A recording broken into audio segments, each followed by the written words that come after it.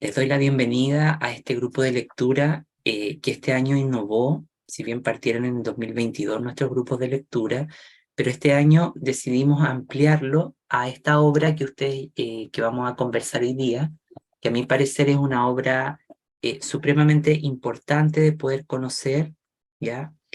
Y que es de construcción de la educación especial y construcción de la educación inclusiva. Pero ¿por qué el grupo de lectura se llama Iconoclastas de la Inclusión? Si bien esto es un término que viene de las artes, ya, pero específicamente de lo que se conoce como el arte de los íconos religiosos, ya, en particular de lo que eran lo que es la Iglesia Ortodoxa tiene una especie de arte que se llama el arte de los íconos, que son las pinturas de sus padres fundadores, etcétera. Y en el arte occidental nosotros llamamos iconoclasta a todos aquellos artistas que se rebelan frente a los principios establecidos por su mundo académico, por sus maestros, etcétera. Entonces llamamos iconoclasta a este grupo de lectura a aquellos autores que de alguna manera se rebelan contra lo establecido, que van a dar una visión diferenciada en torno a su principal punto de análisis. Bien, bueno, este grupo implica varias cosas importantes. Lo primero, si ustedes se dan cuenta en las imágenes, aparecen ejemplos de esto de lo que es un iconoclasta. Pero para efectos de nuestro grupo, vamos a entender como iconoclasta a aquellos autores que en el marco de la educación inclusiva plantean una obra que nos saca de la comprensión habitual y que nos lleva a reflexiones de carácter político, estructurales, relacionales, y que vienen a pulsar críticamente el desarrollo de este discurso. Iconoclasta es un sujeto que cambia el orden del discurso, que revoluciona o que simplemente tiene la intención de dar un giro en la forma de pensar, ¿ya? Y como bien lo dice acá, un iconoclasta produce un cambio mental significativo, ¿sí? Para entender un determinado fenómeno en la realidad. Es también promover otro tipo de desempeño epistemológico o maneras de pensar sobre algo, ¿no?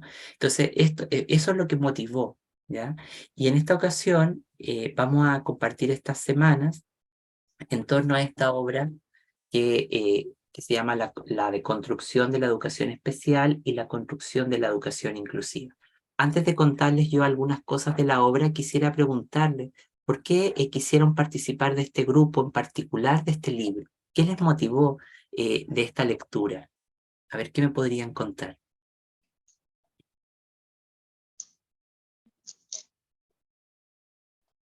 ¿Puedo? Sí, pues adelante. Bueno, en mi caso, yo estoy trabajando y trabajo en un centro de investigación de una universidad privada de aquí de El Salvador, la Universidad Pedagógica. Ya me estoy presentando un poquito, pero, pero en realidad es por eso, porque estoy con un tema y he hecho un par de trabajos con el tema de inclusión. Digamos que es un tema que a mí me ha interesado, eh, ¿verdad? Como investigadora de aquí, de la Mm, universidad, mm, y en este caso un poquito más, porque yo sé que siempre debemos estarnos actualizando, ¿verdad? Viendo nuevas miradas. Y el CELEI, pues es un centro mandado a hacer para la temática, ¿verdad? Entonces, me interesa por justamente un tema que voy a comenzar a trabajar de investigación, pues ahondar, ¿verdad? Siempre es bueno actualizarnos, conocer, como dije, nuevas visiones para abordar, ¿verdad? Como un poquito más de conocimiento la temática de la inclusión. Entonces es por eso que yo me interesé. ujú.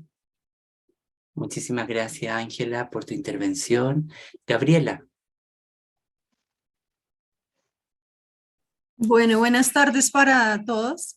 Soy educadora especial de base también y he estado el último año pensando mucho realmente cuál es el aporte de todo ese campo que se ha construido desde la educación especial frente a lo que llamamos inclusión. Realmente cómo me empiezo a deconstruir y los encuentros de Seley me han permitido eso, seguir como construyendo y eh, entendiendo que lo que entendía como certeza no lo es tanto, ¿no? Que hay otras formas de comprensión también de lo que implica realmente hablar, situar la educación especial y situar también este proyecto político de la inclusión, cuáles serían esas relaciones o esas tensiones o cómo generamos allí una articulación que no siga siendo lo que vemos comúnmente, ¿no? De unos niños con discapacidad, unas prácticas aisladas, unas cosas segregadas, pero que no están generando mayores transformaciones. Entonces, asisto a este espacio porque siento que, aunque he recorrido un camino que también ha sido importante para mí como maestra también universitaria, siento que hay bastante por seguir construyendo en relación a la educación especial, porque pues venimos de muchas formaciones y espacios que nos han dicho, nos han atribuido unas funciones, unas formas de ser educadores. Y no siempre me siento cómoda con el ejercicio que se me atribuye, ¿no? En las funciones de la educación especial, y siento que estos espacios nos permiten trabajar e ir más allá de lo evidente para realmente aportar a esto que denominamos inclusión, ¿no? Y a la sociedad en general. Margarita, gracias Javi. Sí, muchas gracias. Yo coincido pues con parte de lo que he escuchado de Ángela y de Gabriela en términos de poder revisar de una manera crítica los fundamentos de la educación especial. Primero, pues porque también estoy con mi formación de base como educadora especial. He participado de la licenciatura en educación especial en la Universidad de Antioquia. Ahora estoy desde un lugar, digamos, distante a la educación especial, pero sigo en la Facultad de Educación con términos de inclusión y se me cruzan los cables entre educación especial e inclusión. Y más cuando lo trabajo con otras disciplinas, con otros profesores, desde otras perspectivas, entender eso, el lugar de la educación especial, entre otros discursos, interculturalidad, diversidad, ahí ya uno va perdiendo el enfoque, ya no se siente tan seguro, ya no hay un fundamento tan claro y vuelve y se encierra uno solo en discapacidad. Entonces yo creo que es como una posibilidad de abrir, de hacer una revisión mucho más crítica de esa vigilancia epistemológica de la que carece la educación especial. Y ese es como el sentido, poder aclarar muchas de las ideas que he tenido en mi, sobre todo ahora en mi desempeño profesional, que me han cuestionado mucho ese lugar.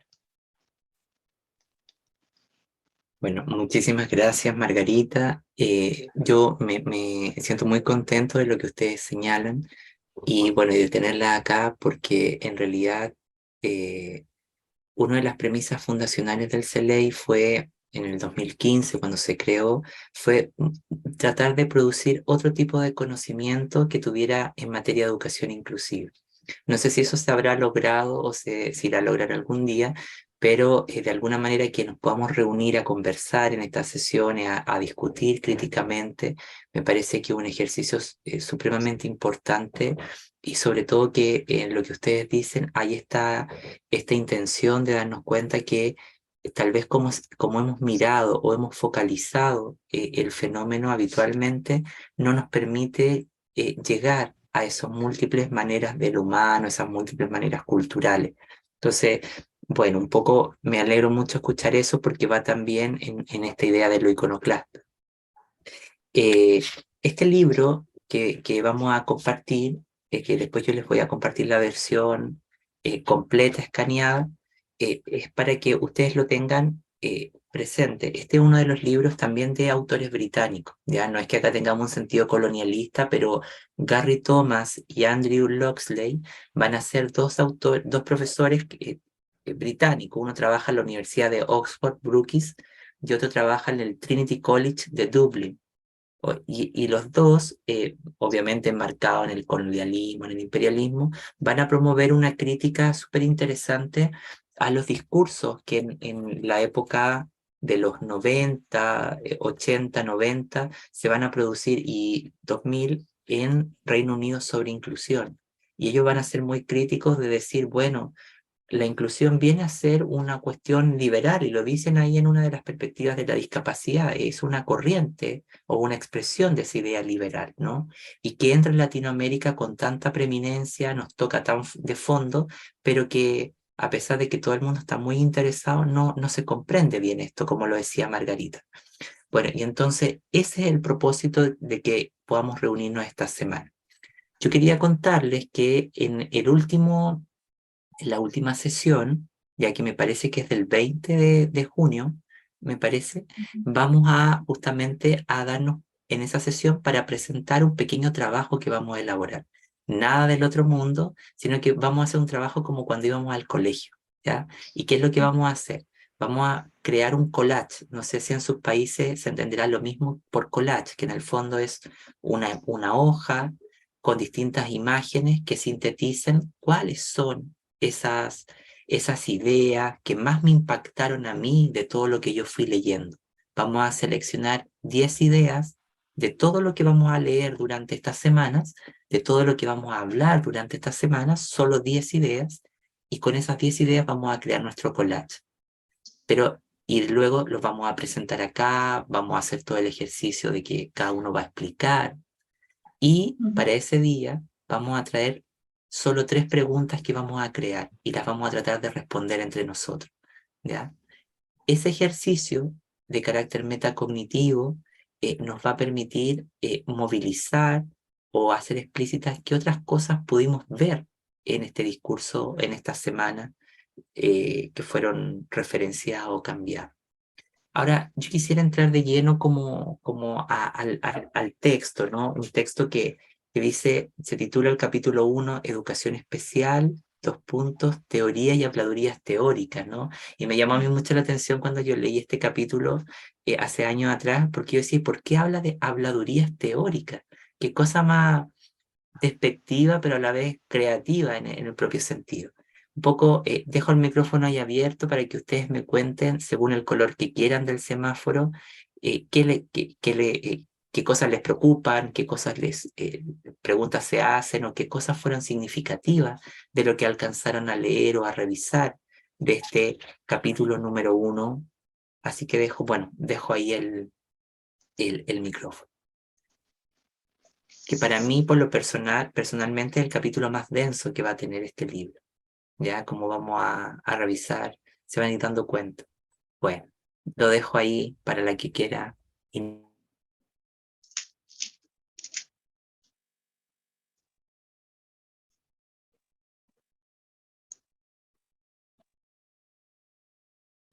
Bueno, voy a ir comenzando como la conversación con algo que me tocó mucho por lo que les decía y les compartía al inicio, en términos de poner en duda o en cuestionamiento la legitimidad de la educación especial y ponerla en ese lugar de existencia, crecimiento y estatus. Ahí hay algo que, digamos, que yo ya daba por sentado en términos de que, a pesar de que en Colombia la licenciatura en educación especial ha disminuido en términos políticos, y se ha convertido en ese, digamos, en ese asunto de que es para preocupación de todos los maestros, no solo de los educadores especiales. De hecho, las universidades que ofertan licenciatura en educación especial ya son muy pocas.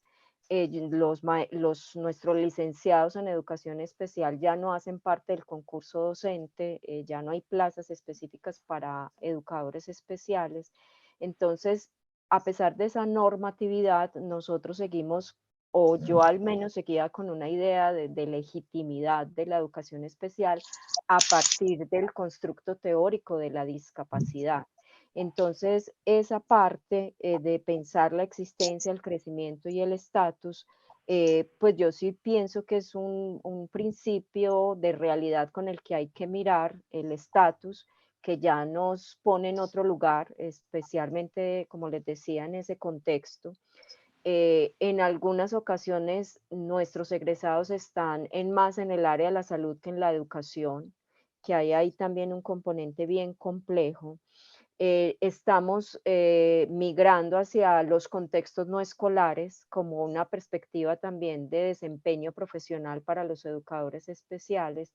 Y entonces cuando en el texto se habla de la universalización de la educación bajo los principios de tolerancia, diversidad, equidad, pienso que ese asunto de la educación especial debe empezar como a trascender hacia unos ideales muy distintos que incluso en el mismo texto hablan como ese tránsito hacia equidad, justicia social, igualdad, que si bien son características propias que hemos trabajado en el desarrollo de la educación especial, ese sentido y significado tan claro no lo hemos tenido más como una educación segregada, excluyente, que nos diferencia de otras. En el caso particular, la Facultad de Educación tiene 10 programas, 10 licenciaturas.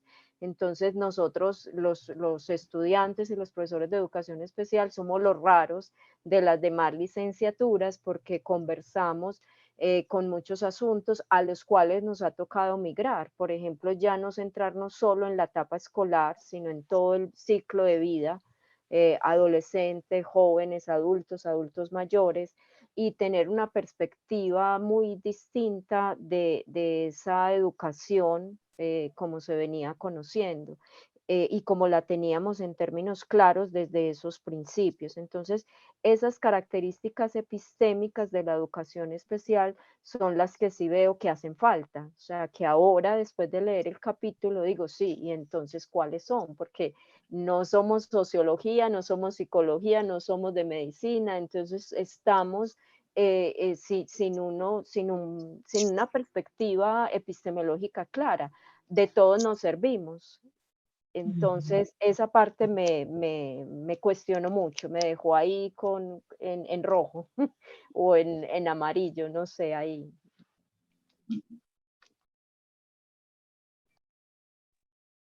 Margarita, me encantó la reflexión que nos traía, principalmente porque una de las cosas que yo recuerdo hace muchos años atrás es cuando dije, no lo dije así tan brillantemente como tú lo señalaste al final, ¿no?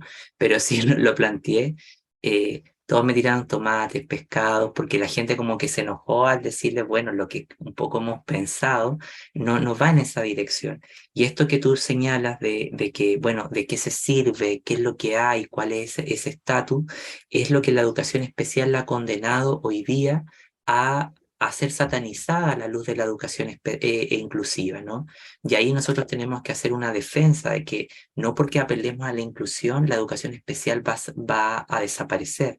Ese es un error grave que hay en la pedagogía, pensar de que la educación especial ha sido segregadora, porque no ha sido así en la historia de la pedagogía. Y esto que tú señalas, bueno, de dónde surge es justamente lo que ha agudizado esa incomprensión, porque es casi lo mismo que la psicopedagogía. Es un campo muy interesante, pero que no se saben los orígenes, no se comprende muy bien qué es lo que es, y tiene un campo más bien de lo práctico, como de la intervención. Entonces, me parece un punto muy interesante el que trae a colación. Muchas gracias, Gaby. Bueno, gracias, profe Margarita. También igual, tres elementos centrales. Lo que me preocupa o que me deja allí es qué somos dentro de la educación especial, porque el autor hace una mirada histórica, ¿no? A cómo se ha comprendido la educación de las personas con discapacidad, ¿no? Como el reduccionismo frente al sujeto, donde habla de lo clínico, la adaptabilidad, lo construcción, y cómo todas esas miradas han nos han dado unas funciones o unos abordajes específicos como educadores especiales y qué tanto juega allí la comprensión del otro desde lo que la sociedad comprende que debe ser la educación especial. Entonces, una tensión plantea varias tensiones al inicio frente a cómo conceptualizamos la educación especial y cómo ha sido siempre relegada o reducida a la discapacidad como sujeto y desde allí a articularla históricamente con unos enfoques en el abordaje de las personas con discapacidad, donde vuelve y toma varios campos del conocimiento, pero ¿cuál es el propio? ¿No? Entonces,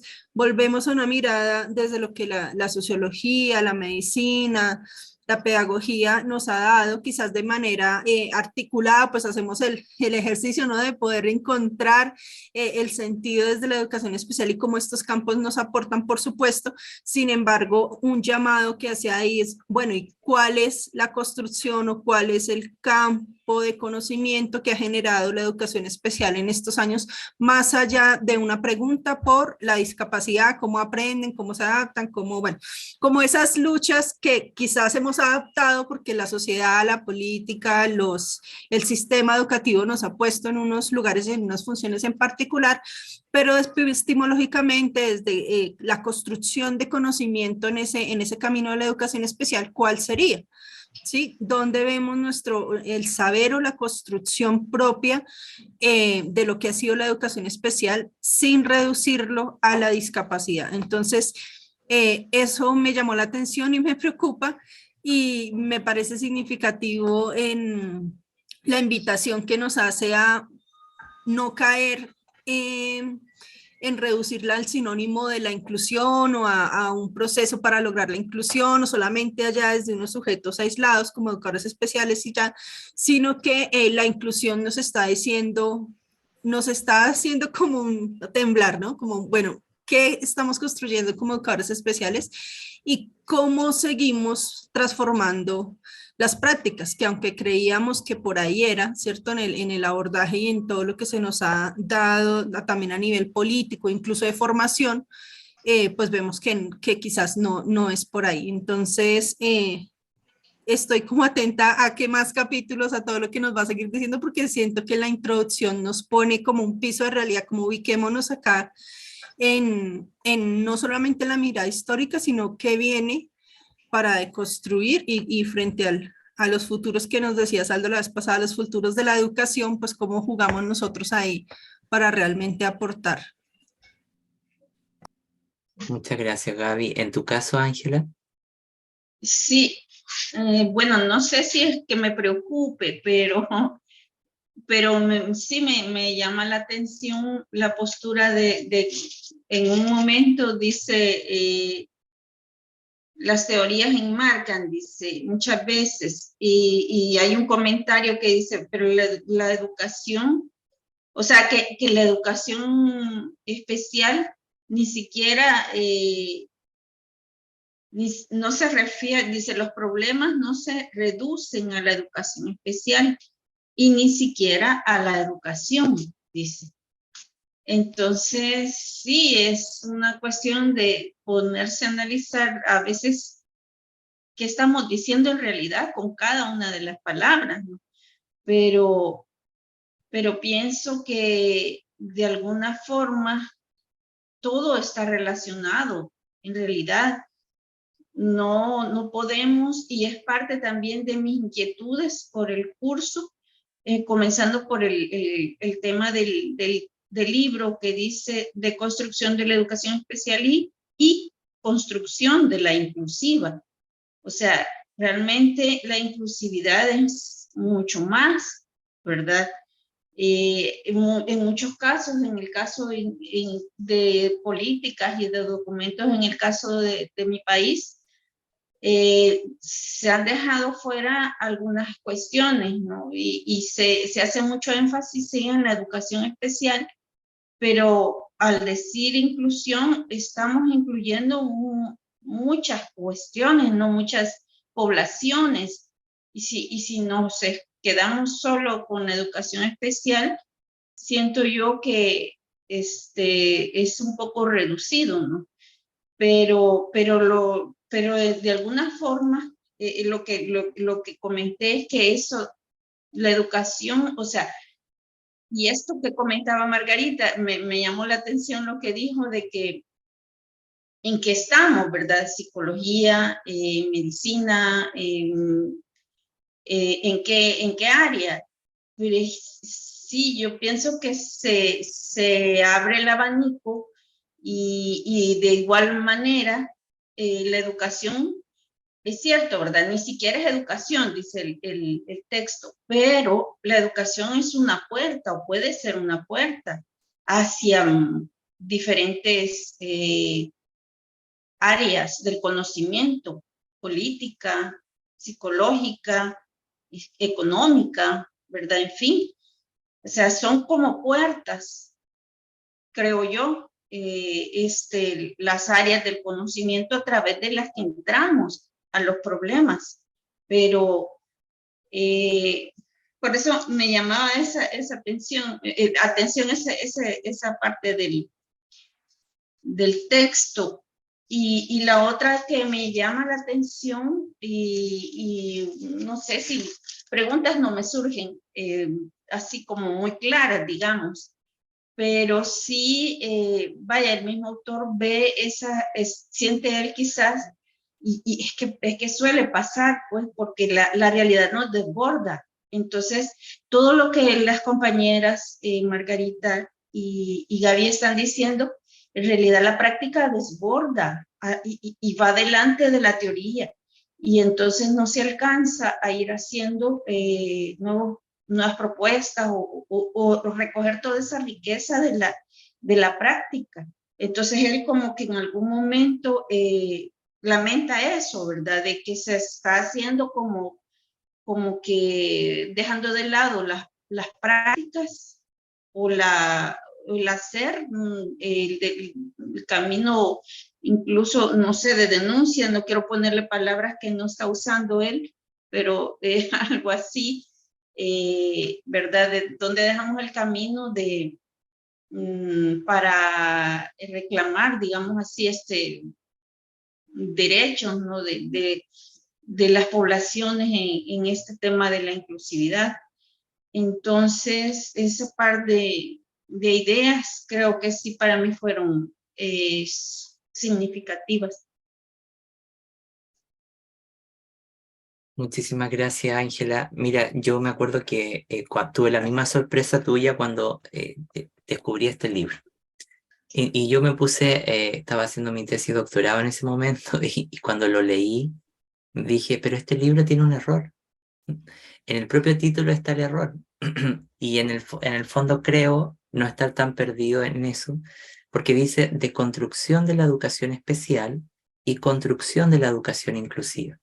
El error que tiene, a mi juicio, es tratar de pensar que con deconstruir la educación especial vamos a construir algo que no existe. El problema es que, y el problema eso sigue atrapando, a mi modo de ver, la educación especial en la inclusión en el mismo lugar que erróneamente la hemos ubicado, como un lugar que nace significada o nace erróneamente vinculada a la educación especial, ¿no? Entonces me surgía a mí esa sensación. Ahora después me puse a pensar y decía, bueno, ¿qué querrán decir ellos por deconstrucción, no? Porque ustedes saben que hoy día la deconstrucción se ocupa igual que la inclusión para todo. Y yo creo que Derrida debe darse vuelta en su tumba diciendo, pero la deconstrucción no es destrucción de nada. Él lo dice muy claramente. Él dice, la deconstrucción siempre es el acto de amar algo, es como ese amor que nosotros tenemos por la persona que amamos y que le vamos conociendo las luces y las sombras. Entonces él dice que a ese conocer luces y sombras del fenómeno, él le llama la intimidad crítica, la capacidad de nosotros de poder habitar un fenómeno y conocerlo profundamente para justamente reparar esas fallas que podríamos incomodarnos, ¿no? Y eso que vamos a reparar es lo que él le llama justamente lo que él dice dos términos. La distancia crítica es cuando yo analizo algo desde lejos, pero lo busco comprender. Y cuando lo voy a mejorar y proponer algo nuevo, él le llama intimidad crítica. La deconstrucción no puede existir en términos exclusivamente derridaniano si no conjugamos la distancia, que es el análisis del fenómeno de manera crítica, versus la intimidad crítica, que es el acto creativo de proponer la mejora a eso, ¿ya? No tiene que ver con cómo lo dicen hoy día ciertos grupos de izquierda, que tiene que ver con la destrucción de todo, no, ni la descolonización da para eso. Entonces, yo solamente quería, bueno, traer eso a colación y quería preguntarles no sé, que comentemos, a ver, del capítulo 1, en términos de qué ideas, por ejemplo, nos parecieron filosas, calientes, espinosas, decir, wow, aquí hay una verdad que no está asumida entre nosotros como practicantes de este movimiento. Bueno, lo dejo ahí para la que quiera intervenir.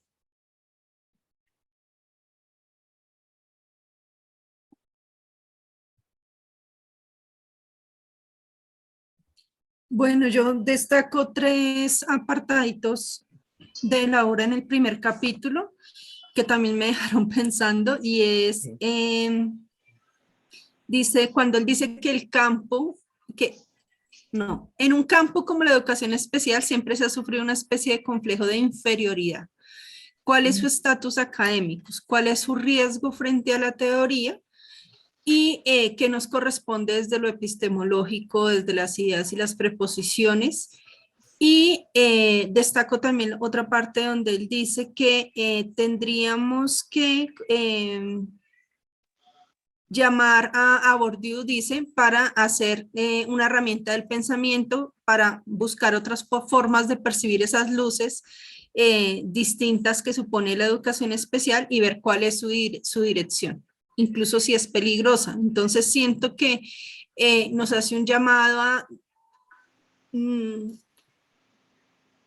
como entender en la educación especial que hemos venido quizás declarando o afirmando siempre en una zona de confort, ¿cierto?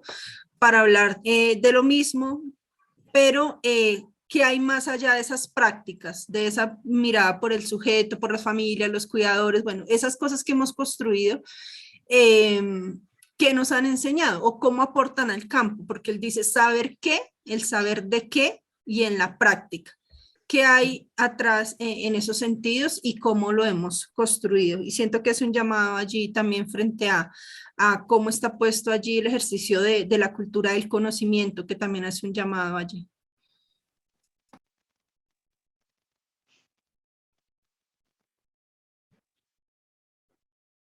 Yo quisiera. Ángela, dale nomás. Hay una parte que dice, tenemos mucho que recuperar recurriendo a nuestra humanidad común. Ajá, eso me llama también la atención porque es una cuestión bastante, o sea, es como que la teoría, ¿verdad? Es importante, pero lo que remarca, ¿verdad? Que no son marcos de piedra y que a veces incluso nos limitan y todo esto. Y con esta aseveración de que tenemos mucho que aprender, ¿verdad? Desde nuestro ponernos como seres humanos en el lugar de las otras personas para trabajar y qué sé yo, incluso para nuevos postulados, para nuevas ideas de cómo leer la realidad, ¿verdad? De la inclusividad, porque es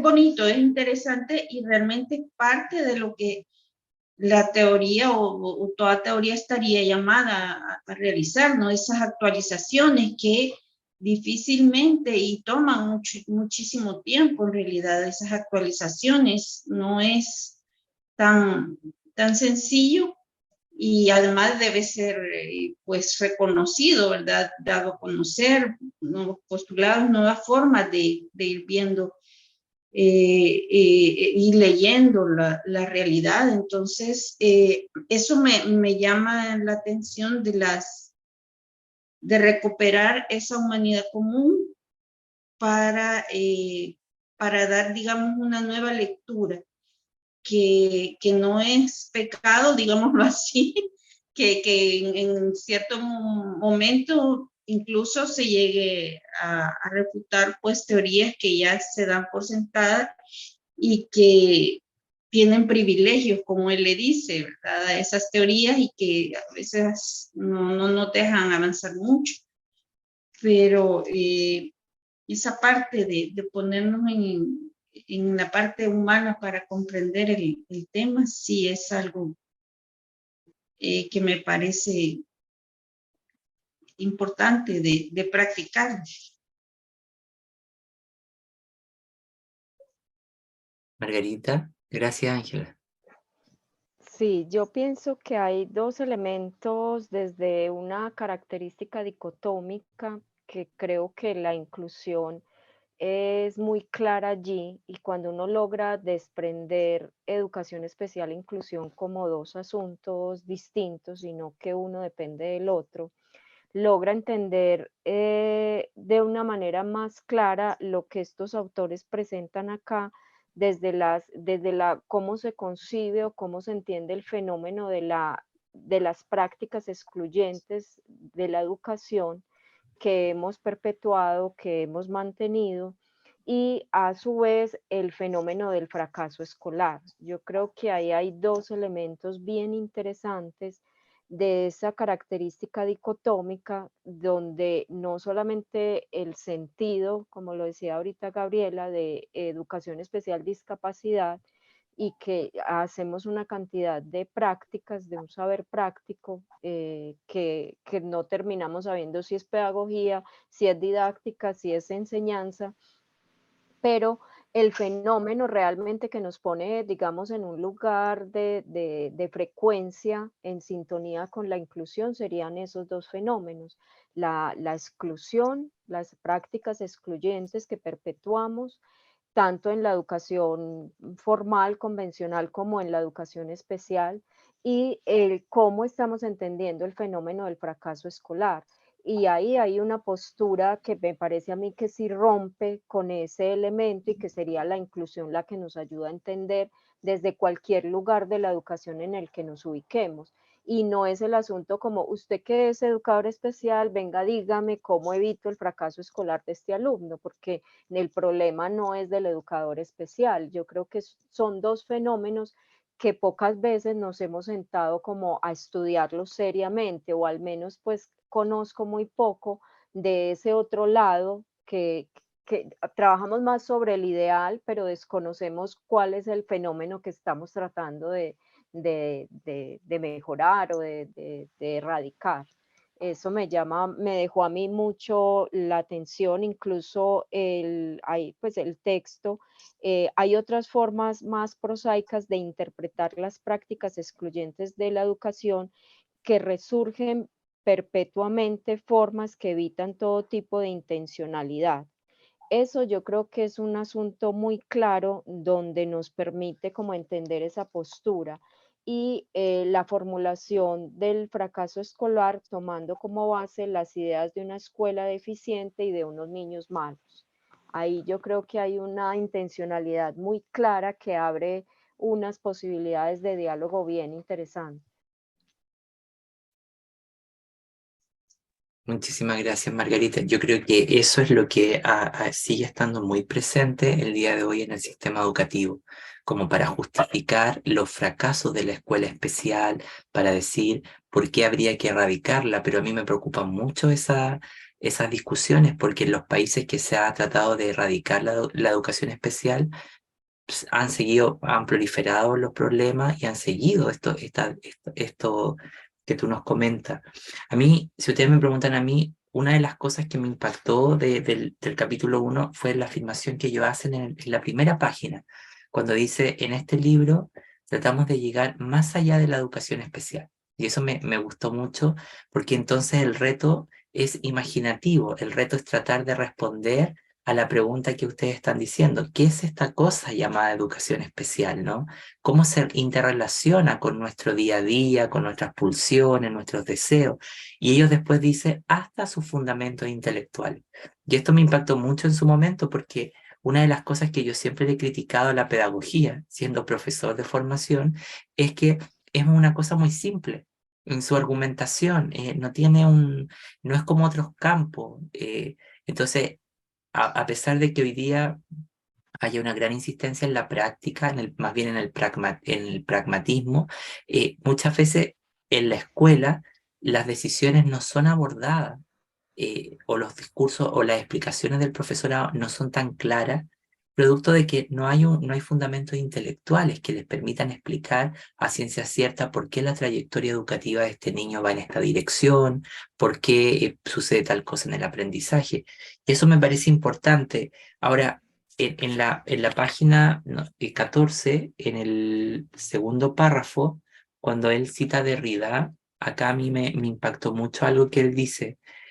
Aparte, bueno, de hacerse la pregunta por cuáles son las características epistemológicas del crecimiento en la educación especial, que en el fondo yo creo que más que la pregunta por las características tienen que ver con cómo evolucionan las ideas, ¿no? Es lo que Elías Palti, desde la historia conceptual, denomina las gramáticas, ¿no? Cómo ideas en un tiempo, las ideas de un tiempo van mutando y van consolidándose en un determinado tiempo, espacio, y van justamente redefiniendo. Eso lo podemos ejemplificar, por ejemplo, como a inicio del siglo XX decir retrasado mental era aceptado socialmente. Hoy día podemos ir a un juicio si le decimos a un estudiante de esa manera. Entonces, ahí vamos viendo cómo las gramáticas temporales del discurso van mutando, ¿no? Pero ahí él dice una cosa que lo voy a leer y ya me callo para que ustedes puedan hablar. Dice, las mismas palabras que no solo han utilizado para comentar la educación especial, sino lo que es más importante, sus conceptos claves, palabras como inteligencia, se han interpretado como si tuvieran unos significados razonablemente sencillos, los logoi de Derrida. Sin embargo, como señala Derrida, no existe un lenguaje ordinario incontaminado. Si esto es así, hay sobrados motivos para creerlo, sobre todo en el caso de las palabras que rodean las poco convincentes ciencias humanas en las que los educadores han bebido abundantemente y hay graves razones para efectuar un minucioso escrutinio del lenguaje como fuente del conocimiento. A mí esta parte me impactó porque dije, wow, bueno, primero me sentí identificado porque siempre he dicho que en el lenguaje de la inclusión los conceptos están contaminados, están enredados, generan contaminación. Y ahí dije, bueno, al fin encuentro a alguien que lo pensó antes que yo y quiere decir que no estoy tan equivocado. Y por otro lado me sentí muy gustoso de que hiciera uso de esta categoría del logoi, cómo palabras tan complejas terminan siendo simplificadas que desvirtúan su sentido. Por lo menos eso es lo que yo podría aportar para esto que estamos conversando, ¿no? ¿No les pasa a ustedes que a veces sentimos que en el discurso de la inclusión se van proliferando más argumentos, pero que terminan dejando el estado del conocimiento donde mismo y muy poco avance en cuanto a cómo interactuamos con estos objetos, con estos problemas? Yo tengo esa percepción, no sé cómo lo ven ustedes. Bueno, en la universidad pasa mucho y ahorita con todo este tema del lenguaje incluyente, se da por sentado unas formas de nominar solamente para decir que somos inclusivos, ¿no? Entonces, la diversidad, la diferencia, la educación para todos, la inclusión para todos, somos una universidad inclusiva y tú lo ves en las políticas, en el discurso, en el mismo PEI, en el Plan de Desarrollo Institucional, siempre están allí muy antisonantes, muy desde una bandera política, ¿cierto? Pero de fondo a nivel estructural y desde el sentido de lo que amerita realmente el concepto, como decía aquí el autor, pues no hay, está vacío, ¿no? No hay realmente una construcción o una comprensión de lo que implica todo este ejercicio conceptual que está llamándonos a generar otras transformaciones o unas comprensiones mucho más profundas, estructuradas, ¿cierto? Organizadas, que podamos traer a la práctica, porque ese es otro lío, ¿no? Habitamos mucho el discurso, pero no hay una correspondencia entre la teoría y la práctica y se reduce a políticas o ajustes o flexibilizaciones a nivel curricular, adaptaciones y bueno, otra vez caemos en las funciones de que la educadora, incluso la universidad, ¿no? Entonces tenemos una admisión, llegaron los chicos sordos con discapacidad visual, ya vamos a educación especial, pero no hay una lógica, digamos, relacional que nos involucre a todos, a los actores en la comunidad universitaria. Entonces vuelven a hacer prácticas aisladas porque vuelven y se nos dan ciertas funciones también por la comprensión reducida que se tiene de todo ese marco conceptual. Sí, yo pienso que a mí me toca de manera muy clara el asunto del lenguaje, porque en la educación especial estamos llenos de tecnicismos. Y yo lo veo con las estudiantes que están nosotros los llamamos como cursos comunes, es decir, donde albergan estudiantes de las 10 licenciaturas. Entonces, alguien dice una expresión incorrecta, enano, retardado, porque es lo coloquial, y salta la educadora especial, así no se dice sordomudo, se dice sordo, y bueno, y echa toda la cátedra, pero como dice Gabriela, se queda en un asunto verbal solamente, porque no hay un sentido claro de por qué se denomina de una forma o por qué no debo decir de otra. Incluso los mismos estudiantes le devuelven la pregunta porque dicen, no, es que ya no se usa, se dice así.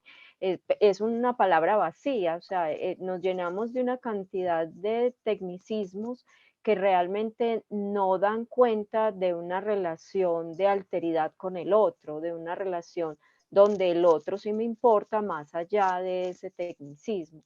Y esa ha sido una de mis críticas, que yo ya cuando me distancio un poco de la educación especial logro verme en ese lugar donde el maestro, a usted es el que sabe de síndrome de Down, entonces yo le entrego la niña para que usted lo atienda, como si ese asunto no fuera conmigo. Incluso los normalistas lo dicen así: a mí no me han dado ninguna capacitación, yo no puedo trabajar con ese niño. Pero si uno quitara todo ese tecnicismo y todo ese lenguaje que encierran los diagnósticos y las denominaciones del constructo teórico de la discapacidad, deja a un ser humano que no lo hemos podido ver como otro igual más allá de su diagnóstico. Eso es lo que encierra.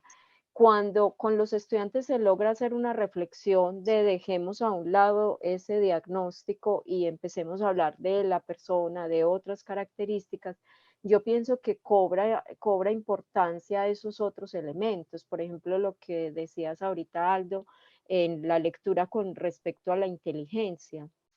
La inteligencia para nosotros es, digamos, el punto de partida. Nosotros nos movemos como en una línea donde tanto el alumno con talentos excepcionales está salido pero el que en la curva de inteligencia está por debajo también se sale de. Entonces, es un asunto que se lo han entregado a la educación especial, pero la educación especial tampoco es fuerte en el concepto como tal de inteligencia. Y somos muy ligeros para hablar de esos términos y de estos otros asuntos, y por eso yo pienso que eso que se le trata de entregar ahora a la inclusión, como en esa palabra todos o diversos, y que estamos tratando de mirar cómo nos nombramos, viene con ese asunto de podernos entender a partir del lenguaje, que nos ha diferenciado mucho.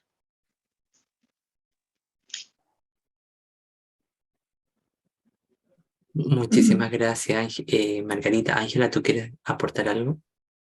Sí, aunque no me recuerdo muy bien cómo era el punto de discusión. Estábamos como un poco conversando de estas contradicciones, de los conceptos que ocupamos para hablar de inclusión habitualmente, ¿no? Ajá. Sí, creo que también lo que me recordaba es lo de la cuestión inicial, ¿verdad? Que dice el autor, que que ahora todo va entrando en el concepto de inclusión, ¿no? Pero el tema en el que yo estoy por comenzar es justamente, se comentaba que dice las capacidades excepcionales. Aquí lo que están manejando como concepto, hablando de tecnicismos, es altas capacidades ahora. Entonces, es un poco igual, ¿verdad? Es como el otro extremo, que se llega a excluir, a no saber cómo tratar, cómo educar, cómo trabajar con esta población, y que en algún momento aquí le decían así, idiotas sabios. Es un ofensivo, ¿no? Pero realmente se pierde, como decía Margarita, creo, en los tecnicismos, ¿verdad? Pero que al final, bueno, pero en realidad estamos dentro de los sistemas y no podemos salirnos mucho a veces, ¿verdad? Pero la cuestión también es, yo vuelvo en esa idea del humanismo, ¿no? Porque cada vez hay más segregación y surgen nuevos grupos, ¿verdad? Que se sienten excluidos y toda esta cuestión, pero a rato es porque no estamos, no sé, no nos estamos deshumanizando o no sé, porque es importante, ¿no? Pero la cuestión del sistema, de las políticas y todo esto, incluso los tecnicismos, porque pues realmente dejar de nombrar los idiotas sabios creo que es una acertada decisión, porque no se puede estar, o sea, ir superando esos conceptos, pero no sé, me surge esa pregunta, ¿será por esa cuestión de deshumanizarnos o humanizarnos demasiado, qué sé yo, porque cada vez somos más sensibles y por eso cada vez estamos como nuevos grupos, ¿no? Que se sienten fuera de la educación, fuera de la sociedad, qué sé yo. No sé, son preguntas un poco más, no sé, filosóficas o qué, pero Sí, es un poco el comentario. muchísimas gracias, Ángela. Mira, yo creo que acá yo estaba anotando lo que ustedes decían y me parece súper importante esto que decía Gabriela de que hay como una contradicción entre la práctica y el discurso de la inclusión, ¿no? Como que parece que por más que tengamos súper clara la película desde las políticas públicas, que hay un discurso en el caso de la discapacidad que es contextual, que es social, que reconoce que es una invención en estricto sentido, vuelve la perspectiva dominante o vuelve la perspectiva dominante o la perspectiva esencialista que los autores mencionan acá de lleno en la práctica de escolarización. En la práctica vemos esa ambivalencia entre un discurso críticamente transgresor, pero resuelto pragmáticamente en la pedagogía con el individualismo. Entonces vemos constantemente ese choque, por un lado, de la ingeniería esencialista centrada en los déficits, en la imposición de lo biológico, en el determinismo cultural, pero con una contradicción discursiva que es casi una cola del deconstructivismo cultural que el marxismo cultural ha establecido.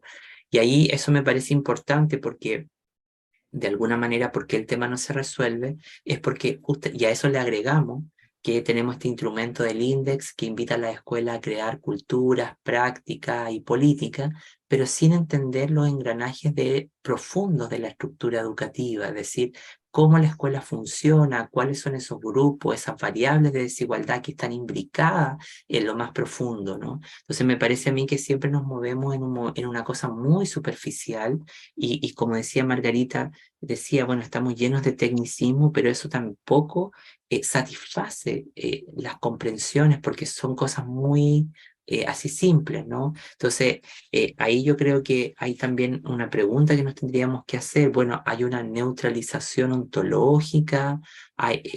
¿Por qué está? Yo no creo que estemos evolucionando tanto. Yo creo que acá hay algo más profundo. Tiene que ver con la forma de concebir lo humano, de aproximarnos a lo que es humano, ¿no? Y como bien nos decía Silvia Winter, bueno, esto no está dicho en este capítulo, pero me viene a colación. Ella decía, bueno, la invención de lo que entendemos por el concepto de humano, humanidad y ser humano es algo que fue inventado por la colonialidad, por el imperialismo.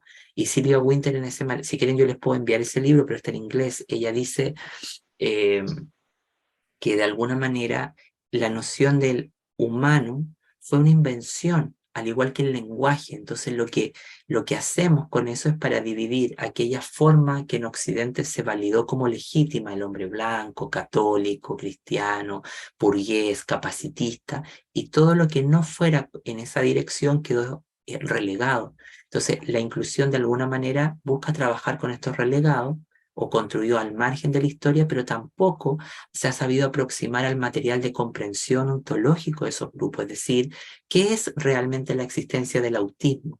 ¿No? ¿Cómo defino lo que es una existencia, la realidad existencial del autismo, más allá de los criterios diagnósticos que definen al TEA, por ejemplo? ¿No? Entonces aquí hay preguntas que tienen que ver con el material de comprensión de los grupos, que me parece que podrían estar informándose acá, y también yo veo que el sistema educativo ha hecho un poco un esfuerzo minúsculo por garantizar una imaginación, una forma de pensar que vaya en esta dirección que estamos conversando, ¿no? El tema no se resuelve porque existan políticas públicas, no se resuelve porque tengamos más recursos, sino que se resuelve con la intención, con el foco que se le da. Y ahí un poco lo que podemos ver de estas perspectivas que están en la página 15, la que siempre está como un palincesto, un fantasma, es la perspectiva esencialista, esta que dice que explica las diferencias y las discapacidades de los niños siempre por su patología. Y eso es lo que Margarita traía a colación de manera muy brillante cuando decía, bueno, estoy en esta clase y dicen enano, pero no lo dijeron con mala intención, ¿no? Como que hoy día hubiese una corrección moral pero sin un trasfondo ontológico de lo que quiero, a lo donde quiero llegar, ¿no? Y eso a mí me preocupa mucho porque la inclusión es una forma de disenso social, de disentir, y acá tenemos que estar siempre de acuerdo con una política, con una acción políticamente correcta que neutraliza muchas otras cosas. Entonces creo que es bastante complejo el escenario en el que nos estamos metiendo. Y, y no sé cómo podríamos salir de eso, sinceramente. Ahora, ¿sí, Ángela? No, no, es complejo, sí. Claro, y de hecho a mí lo que más me pareció acá en este capítulo, una cosa interesante, cuando el autor dice, inspirado en Soder, dice que hay un error epistemológico, bueno, está en la página 16, en el último párrafo, pero él dice, Soder considera que en gran parte los análisis críticos en torno a este campo se equivocan, dice él. Señalan que hay un error epistemológico en premisas que subyacen a la cuarta categoría de análisis que él identifica, el enfoque construccionista social, que ha estado en la raíz de gran parte del pensamiento progresista que respalda, los movimientos hacia la inclusión. Dice que este análisis descansa en la esperanza de que puede cambiarse la estructura, que los significados adscritos a la estructura pueden alterarse con buena voluntad. Llama voluntarismo a este tipo de pensamiento y lo atribuye a los investigadores que tratan de ser reformadores, agentes de cambio y políticos, ¿no? Entonces yo creo que aquí hay una cosa interesante, porque claro, la inclusión tiene que ver con un progresismo, pero no el progresismo político que simplifica todo esto, que simplifica que usa el feminismo para captar votantes, pero lo simplifica en sus programas de gobierno. Entonces, de alguna manera tiene que ver con un respaldo, pero yo opto más bien por pensar de que esto tiene múltiples raíces, ¿no? Y de alguna manera la inclusión tiene que ver con lo poscrítico, con el momento actual, con las demandas del feminismo, de lo multicultural, del antirracismo, y desde allí va como escalando, pero no forma un conocimiento estable ni fijo, sino que va naciendo de muchas raíces que son complejas porque además no comparten un lenguaje común, ni conceptos comunes, ni intenciones comunes, entonces, ni objetos teóricos, ni sociales comunes, ¿no? Eso, bueno, no sé. Gaby, en tu caso, Margarita, ¿qué otras ideas, pasajes del libro les parecen así como poderosos? Quisieran traer a colación.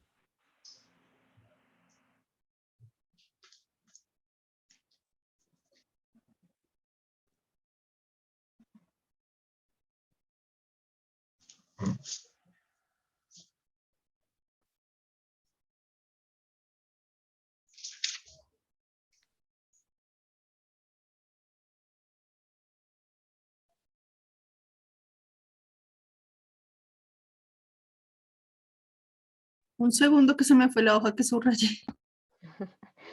Tranquila, si quiere, yo en la página 23 tengo algo que me llamó la atención cuando dice una de las observaciones que quiero hacer en este libro es que los modelos, las teorías y los castillos intelectuales creados en el campo de la pedagogía especial han contribuido poco a mejorar el aprendizaje.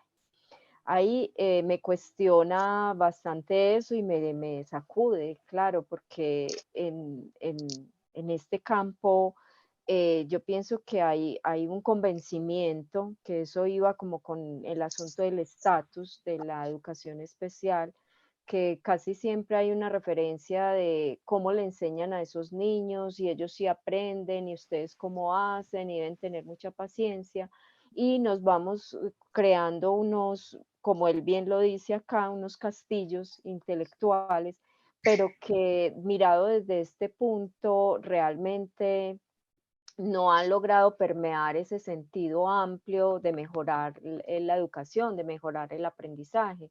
Así dispongamos de didácticas específicas, de métodos muy puntuales y conductuales, dependiendo de las características diagnósticas, el sentido claro de la educación nos deja en un lugar distinto. Y yo creo que ese es otro argumento claro que nos aleja de no pensarnos que la inclusión se deriva de la educación especial. Es un punto, me parece a mí, muy espinoso de entenderlo y de poderlo asimilar así de una manera tranquila. O sea, sí, realmente, ¿qué es lo que hemos logrado para mejorar el aprendizaje de estos alumnos?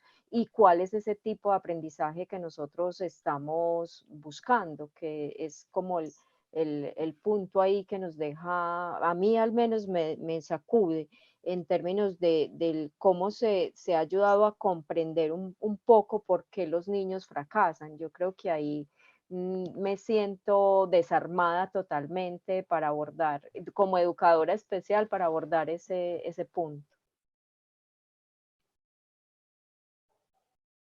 Sí, y ese desarme sigue estando muy arraigado en el sistema educativo. Sí, está muy arriesgado. Sí, y ahí recurrimos a unas prácticas, por ejemplo, de premio y castigo, donde continuamos perpetuando acciones excluyentes, discriminatorias, pero por un sentido de que son los mejores, los más brillantes, pero Sí. no nos preocupamos de los otros que quedan. Entonces, ahí es, yo pienso que es el cuestionamiento del discurso de la inclusión, más que del diferente, más que de la discapacidad, es esos que no aprenden y por qué no aprenden. Sí, y ahí, Margarita, hay una autora que, bueno, yo creo que tal vez la conoces, que se llama Karina Kaplan. Ella es profesora de la Universidad Karina con K y Kaplan con C. Yo siempre la escribía al revés. ¿ya? Entonces, yo la conocí en 2011, la conocí así en un congreso y después que la escuché en su conferencia dije, tengo que estudiar esta mujer porque me voló la cabeza. Y ella, bueno, ha dedicado buena parte de su carrera académica a estudiar la idea del fracaso escolar desde una perspectiva sociológica. Y tiene un libro que está disponible en la internet que se llama La inclusión como posibilidad. Libro de tapita verde, donde ella habla justamente de que tiene como 80 páginas, ¿ya? Pero una lectura sencilla, pero densa en algunos pasajes, donde ella, por ejemplo, habla de el fracaso escolar y se pregunta, bueno, ¿quién fracasa? ¿Fracasa el estudiante? ¿Fracasa la escuela? ¿Fracasa la familia? ¿No? Y dice, bueno, aquí no fracasa el estudiante, fracasa la escuela, fracasa la familia y el sistema. Pero luego dice, y va viendo cómo los procesos de biografía de los estudiantes se van construyendo. Y lo que ella un poco le interesa es demostrar que la idea de la inteligencia está escolarizada. Eso quiere decir que no obedece a una explicación de base de la real potencia de lo que cada uno tiene, sino que es una explicación construida socialmente y que está inspirada en lo que ella llama la ideología del don. Es decir, algo que se nace por como natura nos dio, ¿no? Como ese dicho que decía en latín, lo que natura non dio, Salamanca non presta, ¿no? Como en esa lógica. Y me parece interesante porque demuestra empíricamente en casos de Argentina y de otros países, es cómo esa regulación sigue estando y lo que el sistema social hace no realmente trabaja con el que realmente tiene esa potencia, sino que con el discurso construido. Y eso es muy, muy relevante, muy relevante. En tu caso, Gaby, ¿tú querías decir algo? Sí, también en sintonía con lo que acabamos de decir, él habla en el apartado de crítica en forma de teoría. Me llama la atención donde indica que la teoría, cómo analizar la teoría de nuestro saber educativo y si esto aplica en particular a la educación especial. ¿Cuál sería el orden, la lógica clara, pulcra, racional y consistente? Y cómo las disciplinas en esta teoría han intentado explicar el mundo o los escenarios sociales, pero desde una intencionalidad particular que vuelve y deja sin piso a la educación especial. Entonces, siento que vuelve y nos hace un llamado precisamente a ver qué hemos construido y cuál es desde el campo de la educación especial, el saber, el corpus, la génesis específica de lo que nos competiría, no solamente a nivel, bueno, de todos los modelos y la historia que ya hemos estado allí, sino hoy, ¿no? ¿Qué nos está demandando lo que decíamos ahorita, la inclusión, las mismas transformaciones sociales para no quedarnos, no rezagados por un afán y una carrera, sino porque se nos está exigiendo desde otros lugares una construcción mucho más profunda que no puede seguirse reduciendo a unas prácticas aisladas o a unos niños en particular, ¿no? Que también él lo indica ahí de cómo entonces se indagaría o se profundizaría en esas teorías y qué nos corresponde como educación especial, que vuelve y nos hace un llamado en ese apartado de la crítica sobre la teoría. Sí, yo creo que acá hay que hacer una reflexión desde adentro, como en términos exclusivamente postcoloniales, ¿no? ¿Qué quiere decir una reflexión desde adentro o a la inversa? Como no partir desde los practicantes, partir desde quienes habitan el fenómeno. Yo creo que acá una de las como cuentas públicas, no sé, reflexiones que deberíamos hacer es reconocer la escasez de fundamentos cognitivos, intelectuales que tiene la educación especial, pero no con el objeto de hacer ver que es un campo ignorante, sino que de ver cómo la oscuridad, en términos de Foucault, que genera esa ausencia de fundamentos, permea los desarrollos y los impactos a nivel subjetivo, materiales de nuestros niños, ¿ya? Y también de los profesores, porque, por ejemplo, en Argentina, la semana pasada en otro grupo de lectura había una profesora argentina y ella comentaba que estaban en una capacitación, ella le tocó dar ese curso, y los de escuela regular casi golpearon a los de escuela especial por las dinámicas, las lógicas. Entonces, de hecho, en el libro de Roger Slee hay una parte en esa de la escuela extraordinaria donde él comenta de un congreso que él va a Grecia y entre las ponencias sale un profesor diciendo que él va a bailar sobre la tumba de la educación especial cuando muera, ¿no? Entonces, me parece a mí que hay mucho error que ha relegado a un lugar marginal a la educación especial, pero desde solamente la doxa, la creencia errónea de lo que es. Y yo creo que ahí muchos de los grandes referentes de la inclusión han contribuido a ese error, porque fue muy, muy normal a inicios estoy hablando 2005, 2010, encontrar textos, sobre todo de españoles, que cuestionaban esa idea de que la escuela especial, decían, era un gueto, es segregadora. Yo pongo en duda eso. ¿Qué puedo decir desde la carencia? Que primero veo que tiene ausencia a nivel de una definición ontológica, epistémica, metodológica. Ya, como a mí me interesa la epistemología, bueno, no tiene conceptos con los que yo pueda decir cómo se ordena esta práctica, ¿no? Pero sí tiene mucho en la parte práctica. Tiene los modelos, por ejemplo, de Salvador Mata, donde él hablaba, por ejemplo, de los modelos ecológicos, los modelos positivistas, y toda esa que son las didácticas de la educación especial. Pero el problema sigue siendo el punto de partida que tiene la educación especial, lo que se llama en el reto hegeliano, ¿no? ¿Cuál es el punto de origen que tiene esto, ¿no? Y si somos más convincentes, estos propios teóricos de la educación especial inclusiva fueron súper pillos cuando surgió la inclusión, porque tomaron todos estos fundamentos parciales y los vendieron como fundamentos de la educación inclusiva.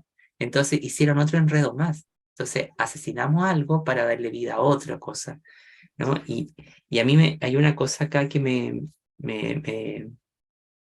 gusta mucho en el libro cuando él dice, denme un segundito, por favor.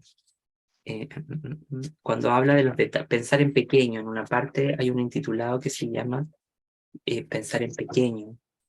Ahí donde se fue esa parte. Acá está, en la página 34, ¿no? Entonces, él dice acá, dice, por eso precisamente nos gustaría insistir en que la teoría debe considerarse como un constructo provisional, en términos burdesianos, ¿no?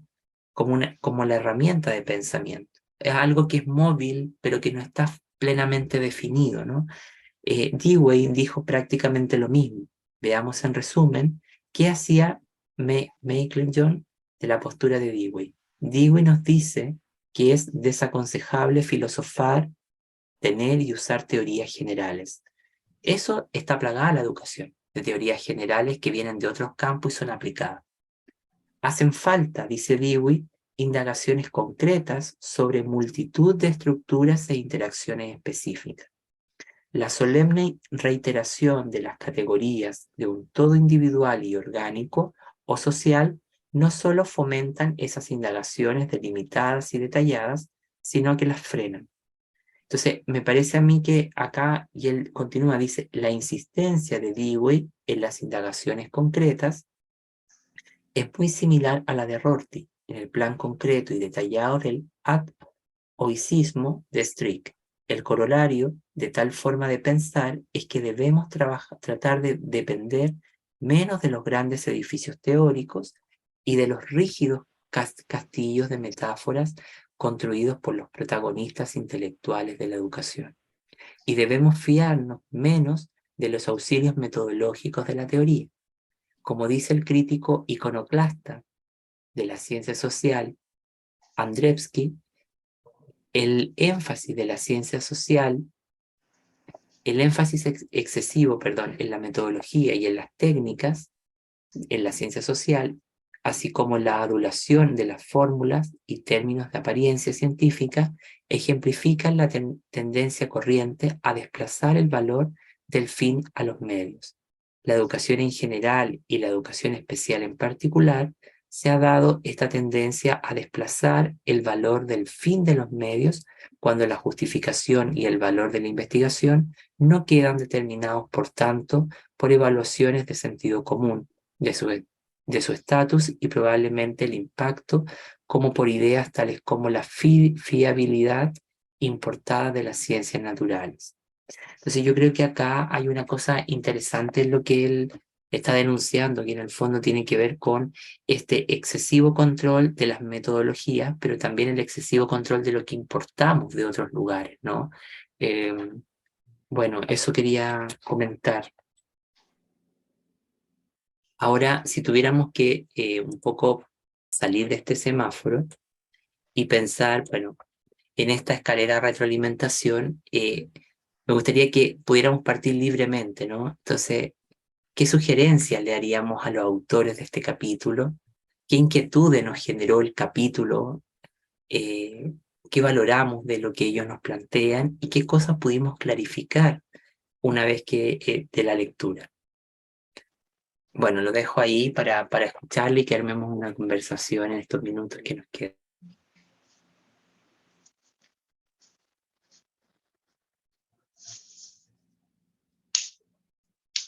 Bueno, no sé si es sugerencia, igual yo siento, está entre líneas y hay que leerlo 2 y 3 y 4 veces porque si uno lo iba leyendo y que entraba en shock, ¿no? Como, ¿qué he venido haciendo todos estos años y para dónde voy? Y siento que le haría una pregunta al autor, ¿cuál es el fenómeno, cómo entendería el fenómeno profundo y cómo empezar a caminar ese fundamento intelectual que hace el llamado a la educación especial? ¿Cómo empezamos a construirlo? ¿Cuál sería esa tarea educativa también desde SLI que nos dice de investigación para construir ese fundamento intelectual de la educación especial? Y cómo atender más allá de acciones concretas o prácticas la demanda de la inclusión hoy. ¿Cómo podríamos llegar allí? Y cómo trabajar sobre esas ausencias que, aunque a nivel epistemológico pues son claras y están allí, pues tenemos también mucho que decir, pero hay que darle más profundidad, ¿no? Porque hay unas raíces muy importantes a nivel didáctico, a nivel práctico, desde abordajes pedagógicos y demás, frente a muchas formas de aprender, ¿no? Incluso hasta de la inteligencia y demás, pero ¿cuáles serían esas raíces, cierto? Para dar cuenta hoy de esos fundamentos. Gracias, Javi. ¿Alguien más? Yo quisiera expresar un par de inquietudes por el título. Yo insisto un poquito en el título y es un poco también lo que me atrapó, ¿no? Porque yo entiendo que la inclusividad y todo esto de alguna forma incluso comenzó con la educación especial. Pero mi inquietud sigue siendo esa, ¿verdad? Esa construcción de qué es la inclusividad y qué, cómo, porque hay diferentes grupos en la escuela que necesitan atención especial, ¿verdad? Esa educación especial, no solamente los que tengan problemas de motricidad o problemas psicológicos, etcétera, ¿no?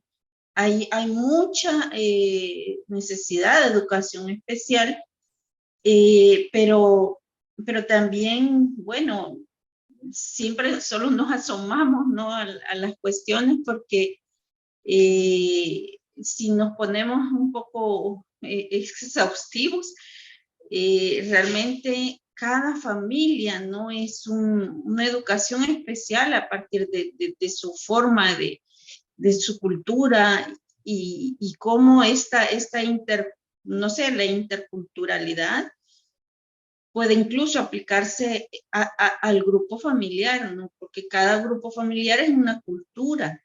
Entonces también esas relaciones que se forman, si hay alguna, vaya, hay deserción no solo por estos problemas, sino a veces porque no le gustó cómo trataron al niño en la escuela, ¿verdad? Lo sacan de la escuela. Entonces hay una serie de inquietudes y de interés en seguir conversando y aprendiendo de ustedes que están realmente, como dicen los mexicanos, en el mole, ¿verdad? Porque están trabajando. Yo estoy desde la cuestión un poco más digámoslo así, porque no soy profesora de educación especial, no estoy dando clases en un aula, ¿no? Pero sí es parte de las inquietudes. Y otra cuestión que no sé si es sugerencia o qué, ¿verdad? Pero el autor siento que critica esta cuestión de basarnos en Piaget, de basarnos qué sé yo, en Freud y todo esto, pero, o sea, de algún punto habría que partir, ¿no? Y la cuestión de los problemas más evidentes, ¿verdad? Que eran los problemas a veces de aprendizaje, pues se empezó no por allí, pero digámoslo así, ¿verdad? Son autores que en su tiempo hicieron su aporte, pero que las teorías allí van avanzando, pues, o por lo menos eso se esperaría. Y los tiempos cambian, ¿no? Pero de alguna forma, pues aunque él critique mucho eso, o quizá no es que sea solamente eso, ¿verdad? Sino él en general dice, no hay que tomar mucho de las teorías tal cual, ¿no? Sino ver un poco más allá. En eso sí estoy de acuerdo, porque no es una cuestión de fuerza, ¿no? Que muchas veces incluso nos puede más limitar que ayudar a comprender, ¿verdad? Entonces, por allí un poquito las inquietudes. Muchas gracias, Ángela. Yo creo que esto último que tú señalas es como un punto súper crucial. Yo creo que el autor no está tratando de destruir lo que Piaget, Freud, estos grandes psicólogos del desarrollo plantearon, sino lo que él está tratando de hacer ver es lo que en epistemología se llama la traducción. Cómo tomo una idea y la pongo en un contexto para que tenga sentido en la especificidad de esto, ¿no? Porque, y también ahí hay un llamamiento en una parte importante como a que hay otros autores que fueron de la misma época de estos señores que tú mencionas, pero que no tienen la misma relevancia y son más complejos. Por ejemplo, en la época en que estaba Piaget, también estaba Wallon, pero Wallon no es tan reconocido en la historia de la psicología. Por ejemplo, si lo comparamos entre Piaget, hizo todo el aparato entre la relación cognitiva y psicomotriz, por ejemplo. Entonces, yo creo que para mucho de lo que acá se estaba mirando, tiene que ver, yo lo entiendo en esa dirección, ¿no? Pero también comparto el punto de que no podemos negar porque son clásicos de alguna manera, ¿no? Así que muchas gracias, Ángela, Gaby, Margarita, ¿cómo nos va con la escalera? Bueno, yo creo que a mí me sigue generando una inquietud con relación a la palabra especial, que es una palabra que nos deja en un lugar cómodo para hablar de esas otras educaciones, de esas otras didácticas, de esas otras formas de ver la educación y de entender de pronto a otros sujetos que no están dentro de ese concepto de normal y que anormal suena muy raro, muy brusco, diferente también y nos quedamos de manera muy cómoda con la palabra especial. Entonces, frente a las reflexiones que proponen los autores, yo pienso que lo que iría perdiendo vigencia es la especialidad porque realmente si no hay una fundamentación clara, nosotros, digamos, decimos, manejamos un saber disciplinar, que es ese saber específico, manejamos un saber pedagógico, un saber investigativo, pero realmente es un vacío y eso yo creo que es una palabra que va perdiendo sentido dentro de ese discurso de lo especial que se va volviendo, yo creo que más inoperante o más difícil de entender a qué hacemos referencia cuando estamos hablando de especial, de una educación especial. Entonces creo que por ese lado va como mi pregunta y va en ese sentido. Él habla de esas palabras complejas que desvirtúan el sentido y creo que una de esas es especial prácticamente. Entonces me queda retumbando mucho ese aspecto y lo valoro porque realmente es difícil poner en un mismo plano de diálogo con otros saberes a la educación especial. Entonces yo creo que da mucha claridad de ese sinsabor que uno siente cuando habla con otros colegas, cuando habla con otros profesionales y da ese, a mí me genera ese cuestionamiento, la palabra especial. Margarita, tú tienes la película súper clara, tienes que escribir más sobre esto porque podrías responder perfectamente el problema. Así que necesitamos tus textos. Gaby, No, yo me voy específicamente con cómo darle más sentido epistemológico a la educación especial. Y realmente es lo especial, sí, por supuesto que corresponde, pero que ameritaría hoy transformar y construir en lógica de esa teoría crítica que nos habla el autor, porque pues el fundamento, cómo lo podemos seguir configurando, ¿no? Porque hay un camino recorrido que por supuesto está y tiene mucho sentido, pero ¿cuál sería desde allí la base sobre la cual generamos nuevas teorías o configuramos, ¿cierto? Algo más de mayor profundidad. y yo creo que una de las disputas importantes que plantea este primer capítulo tiene que ver un poco con eso, ¿no? Como algo que está en la página 71, cuando como en el último apartado, cuando ellos dicen, bueno, en el penúltimo y en el último, dice, la educación especial se desarrolló siguiendo el paso de las nuevas disciplinas, pero aquí yo no diría, si yo hubiese escrito esto no hubiese puesto se desarrolló siguiendo el paso, fue absorbida por las otras disciplinas, creo yo, más que siguiéndole el paso, porque nunca encontró su identidad, como que trabajó desde adentro, y dice, y se basó en gran medida en nuevas formas de verdad científica que proclamaban. Nuestra postura, dice Thomas y Loxley, es que se ha exagerado mucho la contribución que estas escuelas de pensamiento tenían que hacer y que han ejercido una influencia desproporcionada sobre la educación especial, sobre nuestras ideas acerca de por qué fracasan los niños en la escuela y nuestras normas para actuar cuando se produce el fracaso. Se les ha concedido excesiva importancia a su categoría como marcos de referencia en los que puede construirse el pensamiento se ha sobrevalorado y se ha exagerado en la medida en que la práctica puede derivarse útilmente de la investigación generada dentro de sus parámetros. Con una antigüedad de un siglo escaso, estos conglomerados de ciertos tipos de saberes y técnicas han cobrado una importancia enorme en el crecimiento de la institución educativa y en particular de la educación especial.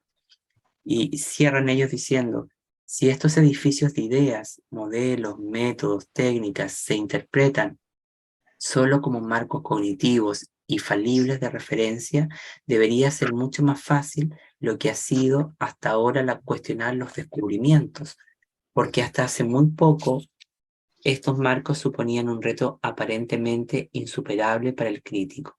Me parece que aquí hay un punto importante, porque de alguna manera la pregunta sería, bueno, ¿fue absorbida la educación especial indirectamente? ¿Fue disfrazada por otros marcos? ¿Dónde está este punto? Me parece que en este pasaje hay un aspecto importante para responder a esto que ustedes dicen, cómo desmontar esta idea que tenemos de la educación especial, ¿no?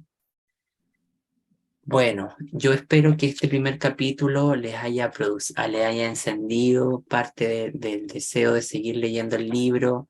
Y bueno, yo mañana les voy a compartir el texto que tendríamos que preparar para el próximo martes y les voy a poner ahí como qué es lo que vamos a hacer con el texto ya para que lo focalicemos. ¿Les parece? Bueno, antes de despedirme, para mí ha sido un placer reencontrarme con algunas de ustedes, conocerte Ángela, faltó Celso, que también va a estar. Y bueno, la idea es que hagamos este espacio, un grupo para poder ir conversando sinceramente nuestras preocupaciones, sin un filtro editorial de por medio como podría existir. Eso. Así que por mi parte ha sido un placer compartir con ustedes esta primera sesión y nos veríamos el próximo martes eh, a las 16, porque luego tenemos la escuela postdoctoral, entonces y también agradecerles por ese gentil cambio que les solicitamos. No sé si alguna de ustedes quiere decir algo antes de despedirnos. Yo solo quiero, no, yo encantadísima y con más cuestiones ahí que seguir discutiendo, excelente. Por ejemplo, esto de, pero ya no me quiero alargar porque ya la sesión y además todos tienen algo que hacer después, pero esta inquietud del punto de partida, no sé si de la educación en general o de la educación inclusiva o de la educación especial como tal, ¿no? Pero eso me he quedado ahí un poco, pero bueno, tenemos otras sesiones para seguir conversando y ya no quito más tiempo para ustedes. Mucho gusto y nos vemos. Gracias, Ángela. Bueno, no sé, Margarita, Gaby. Muchísimas gracias por el espacio. Tenía muchas expectativas y las cumplió. Me gusta la conversación franca, tranquila, desprevenida. Me interesa mucho porque es un aprendizaje colectivo desde la perspectiva de Ángela, de Gabriela, por supuesto, pues de Aldo. Me llena de mucha satisfacción y me motiva mucho a seguir en esta dinámica. La agradezco bastante. Muchísimas gracias a todos. Muchísimas gracias a ti, Margarita. Gracias, colegas, un gusto conocerlos. Yo sé que vamos a seguir aprendiendo mucho, porque cada una tiene una experiencia, un sentido y una forma de comprender, y el texto nos va dando esas luces y oscuridades del inicio, a ver cómo las vamos dialogando juntos. Muchas gracias. Gracias.